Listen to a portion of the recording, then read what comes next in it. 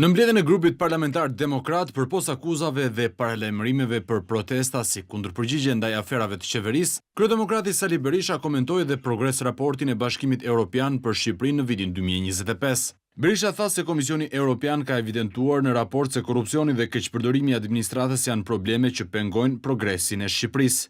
Raporti i Komisionit Evropian për Shqipërinë thotë se problemi madhor i Shqipërisë është mënyra se si qeveria i përdor institucionet për përfitime politike dhe ekonomike. Ky raport është një akt akuzë ndaj qeverisë aktuale ku theksohet se zgjedhjet janë të deformuara. Duke folur për një ashpërsim të qëndrimit të opozitës, Sali Berisha tha se protestat janë e vetmja rrugë për opozitën, përndryshe ajo rrezikon që të shkrihet. Ndaj dhe demokratët, atë që i bën Erion Velis, atë fat do i rezervojnë Edi Rams. Nuk ka si kod moral, asnjë gjë tjetër. O ai largohet, ose është fundi i opozitës.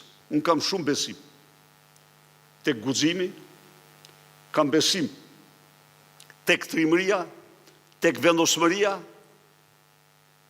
e demokratëve.